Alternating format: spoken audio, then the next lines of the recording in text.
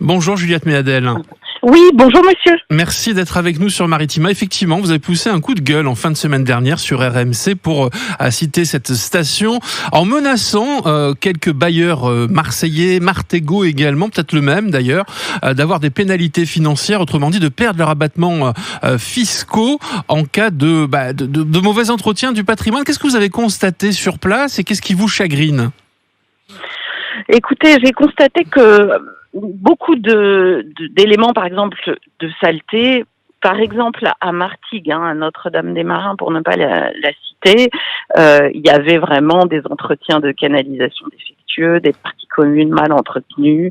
C'est le cas d'ailleurs dans les endroits où précisément je pousse un coup de gueule, comme vous dites, c'est quand on a principalement des problèmes d'entretien sur la propreté, sur la tenue des poubelles. Et ça, c'est inadmissible parce qu'il faut que les habitants puissent vivre, ne serait-ce que parce que en plus, ils payent leur loyer. Je tiens quand même à dire à nos auditeurs que dans les quartiers, dans les logements sociaux des quartiers politiques de la ville, la majeure partie des habitants paient son loyer. Donc, chacun respectant ses obligations, maintenant, il appartient...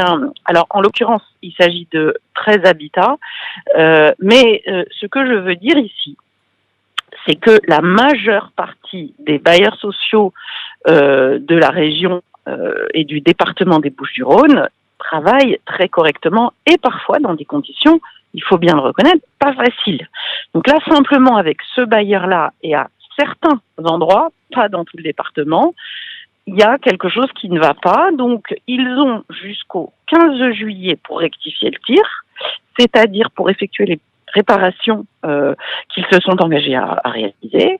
Et à partir du 15 juillet, là, si les réparations n'ont pas été engagées, effectivement, il y aura suppression de l'abattement. Ça veut dire que vous n'avez pas trouvé d'amélioration entre vos plusieurs visites parce que vous venez très régulièrement chez nous ? Pas dans les quartiers entretenus par ce bailleur dont je vous parle. En effet, pour le moment, ça n'avance pas assez vite. Donc moi, j'ai prévenu, j'agis. Je ne suis pas que dans la déclaration, je suis dans l'action. C'est ma doctrine, c'est la politique par la preuve. Je pense qu'il faut agir. Là, je les ai prévenus et donc je vais agir. Encore une fois, vous savez, les bailleurs sociaux font un travail formidable dans toute la France.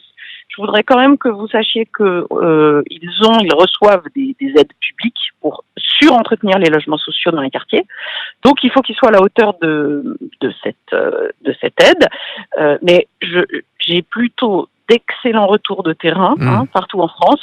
Ça, c'est quand même aussi une surprise, mais qui est divine surprise, c'est qu'à part quelques cas, franchement, ils sont actifs. Et puis surtout, grâce à cette instruction que j'ai donnée à la mi-février, depuis que je suis nommée, ils se sont mis dans une bonne dynamique constructive et ça progresse. Mais alors, vous n'ignorez pas quand même, Madame la Ministre, que 13 habitats, c'est le plus gros bailleur de notre département. Ça pose quand même un vrai souci. Oui.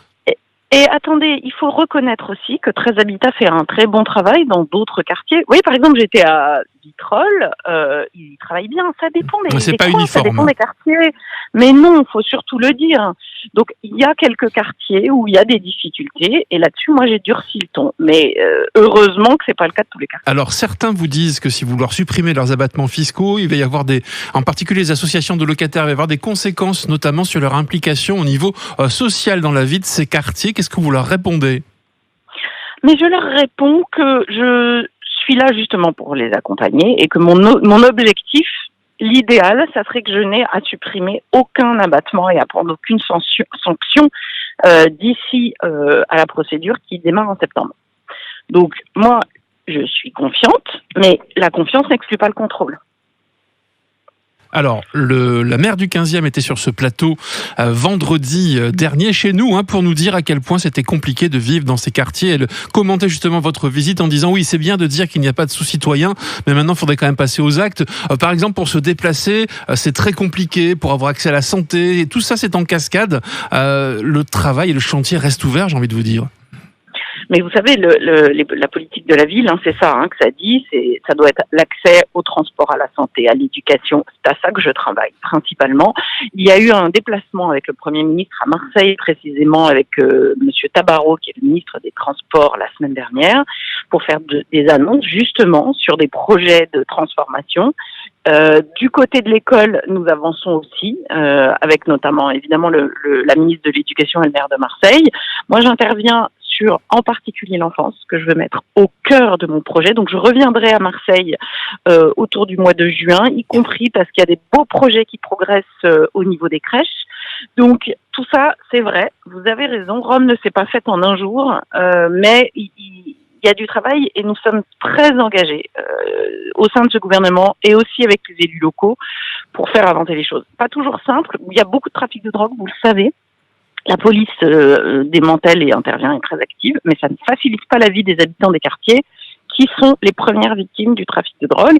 Et c'est pas facile non plus pour les agents des bailleurs sociaux. Moi, je tiens vraiment à les saluer parce qu'ils font un travail très courageux, pas facile. Et donc, moi, mon rôle d'État, c'est de protéger aussi les agents qui travaillent chez les bailleurs sociaux et d'aider aussi les bailleurs sociaux. Attention, on est une équipe, hein. Vous savez, la politique de la ville, c'est des élus locaux, c'est l'État, et c'est les bailleurs sociaux, et les associations et les habitants eux-mêmes qui jouent aussi un rôle important pour améliorer leurs conditions de vie quotidienne. Bah écoutez, ce qui est bien, c'est que vous dites que vous allez revenir très rapidement sur le terrain et qu'on va pouvoir donc vérifier en même temps que vous, avec les habitants à leur côté, ce que vous dites. Merci beaucoup, Juliette Méadel, ministre de la Ville, d'avoir été à notre compagnie. Merci de votre invitation. Bonne journée.